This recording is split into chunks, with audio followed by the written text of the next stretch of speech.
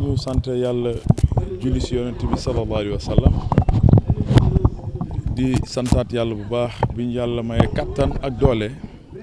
ak mën-mën ak suturaam ba ñu continuer di jàppale nit ñi def nañ ko démb tey soog a ñëw loolu suñu borom lañ koy sant ñu jàpp ne un leader politique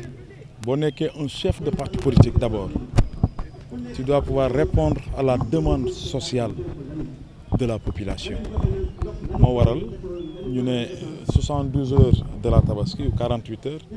danañu indi suñu njëbbal jébbal ko population wu Thiès bi nga xamante ne politique taxul ñu def ko def nañ ko démb tey soog a ñëw te tey la ñu gën a dëggal suñu taxawaay ak cofeel bu ñu am ci doomu Thiès. waaw xam nga tabaski ñëpp xam nañ ne ñii boo leen joxee xar ñenn ñi di nga leen jox soble ñii di nga leen jox pomme de terre ak ñoo xamante ne da nga yëkkati as tuut jox leen defoon nañ ko dimbalu yàlla ñu ngi ko newaat di ko def donc dañuy sant yàlla suñu borom di wax alhamdulilah rabbil alamin non ñëpp la ñuy jàppale militants yeeg militantes yeeg sympathisants yeeg sympathisantes yi ak néew di doole yi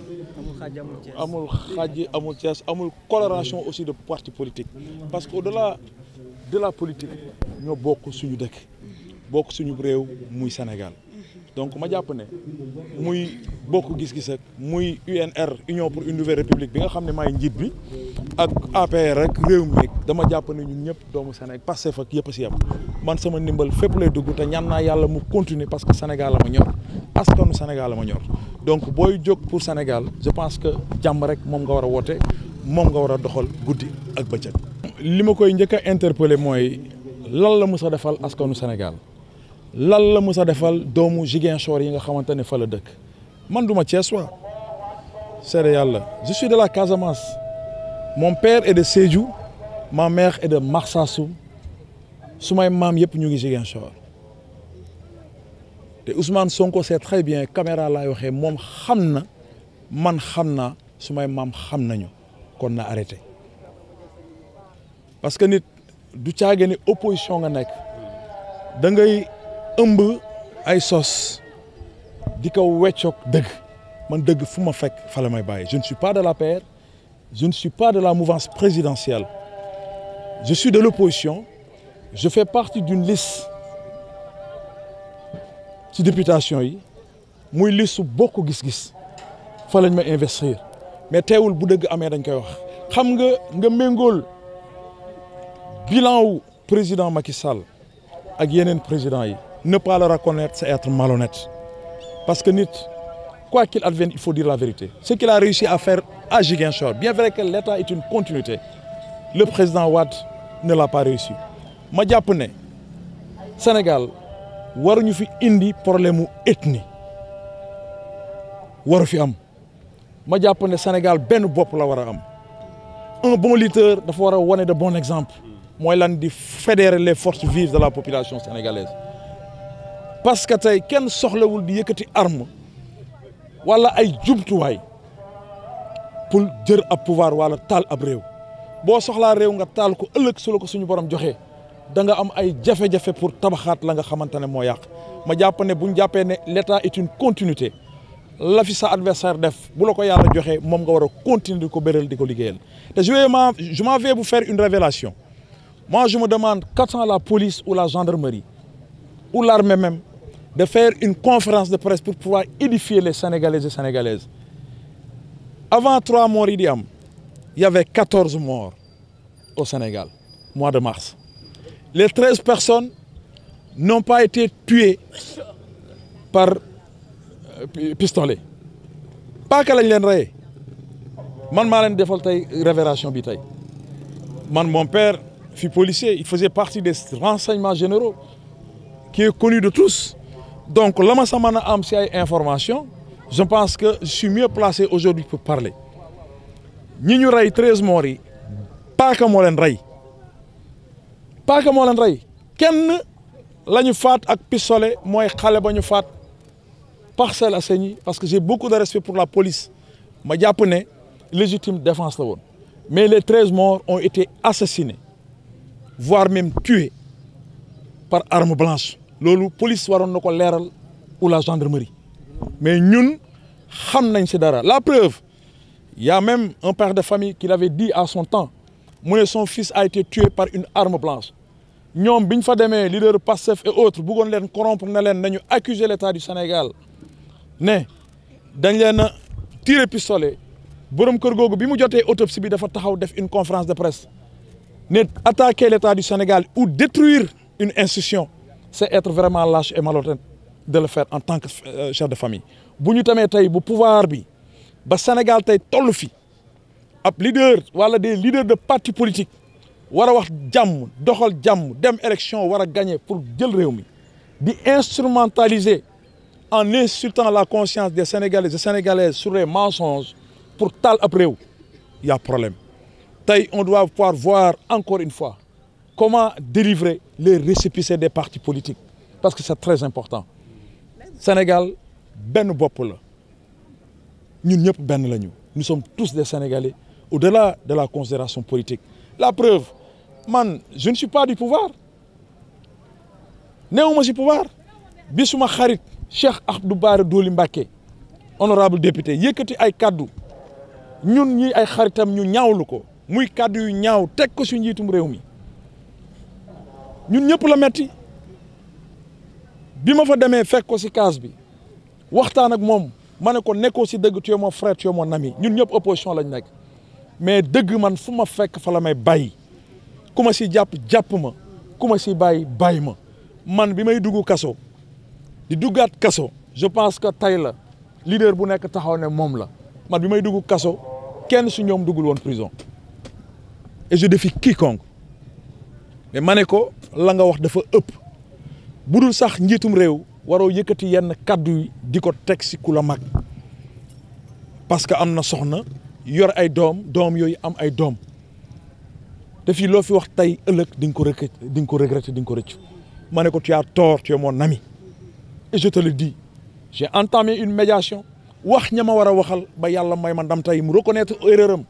dem devant le doyen des juges que je remercie aussi le parquet le procureur de la République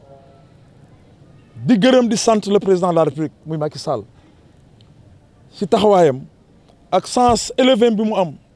nangul ñu li nga xamante ne moom lañ ko ñaan muy mu libérer Cheikh Abdou Bara Dolly man ku ma defalul dara du ma la tudd man gor pire la bokkuma APR bokkuma mouvance présidentielle mais dama jàpp ne Sénégal am naa fi wàll am naa fi cër je suis chef de parti politique war naa mën a dox jàmm di wax jàmm fu jàmm am ma fay ko pour ñëpp ànd ma ñaan njekk ñu nangul ma njekk li ba libéré ko loolu dama si sant yàlla suñu borom du ma ne maa am ndam mais Sénégal moo am ndam parce que loolu mooy suñu wareef mooy appeler à l'union des cœurs parce que l'heure est à l'unité pour la consolidation de toutes les forces politiques du Sénégal parce que nous irons vers des échéances électorales wax ju ñaaw ñëpp a ko mën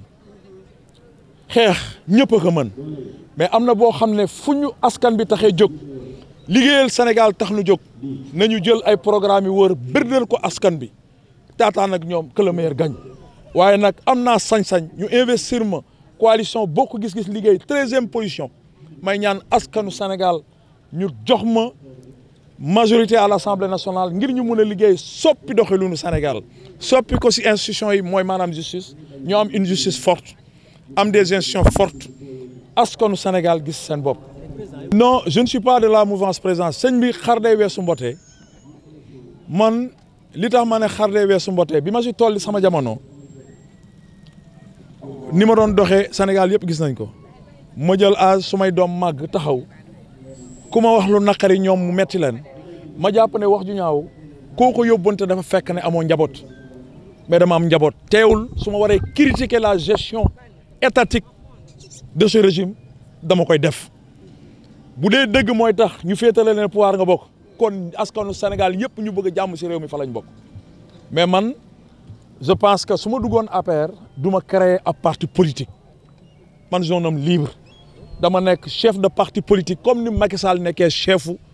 APR président Pape Diop jiite Bokk Gis Gis Idrissa Seck jiite parti Rewmi Ousmane Sonko it yore Pastef nañu amee parti politique noonu laa amee parti politique mais man ñun dañu jàpp bu ñu nee union pour une nouvelle république mooy war nañoo mën a am une république bu bees accompagné d'un comportement nouveau doxalin bu bees taxawaay bu bees liggéey ensemble pour soppi doxalinu réew mi donc loolu mënoo ko woote di ko incarner di bokk suñuy taal réew mi wala ñuy yee fitna man bu dee xeex la kenn daaxuma ko bu dee wax ju ñaawit kenn daaxuma ko mais dama jàpp ne tey Sénégal soxlawul loolu li ñu soxla mooy réew mu dal réewum jàmm liggéey ngir soppi doxalinu gox bi mais lépp si programme lañ ko fas yéene doxee te moom laa fas yéene doxee taataan ko baatu askan bi si kàttan yàlla suñu borom jàmm nag laay woote la xewoon élection locale yi dootul amaat loolu moom je le dis ici jàmm laa doon woote am ñu doon taxaw di wër naan alal ga ma yor Macky Sall ma ko jox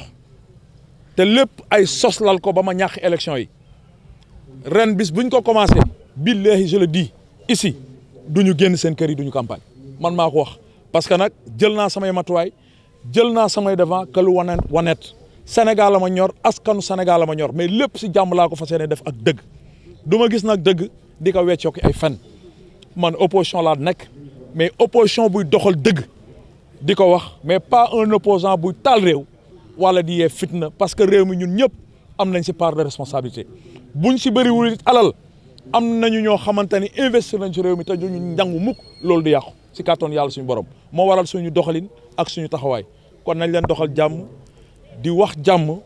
di liggéey si jàmm parce que au-delà de la considération politique ñoo bokk suñu réew la preuve ku si am su ñoom dëj da ngay jaale ji ku si am bànneex da nga fay dem kon wax ju ñaaw ak waxante lu ñaaw jëfante lu ñaaw dama jàpp ne da ko fi jarul nañu liggéey sur les programmes te gëm nañu incha allah rabi bokk gis-gis liggéey suñu borom au soir du 31 juillet danañu jox majorité à l'Assemblée nationale parce que askan bee ñu jox askan bee ñu ñor te askanu Sénégal la ñu tax a jóg kon nag ñu ngi leen di ñaan ñu leen di gërëm di leen sant comme Korité Tabaski lañ jëm maa ngi profité di baalu ak askanu Sénégal yëpp di leen baal ak que yàlla nañu dugg ci élection yi jàmm génn ci jàmm bokk gis-gis liggéey am majorité à l'Assemblée nationale jërë ngeen jëf.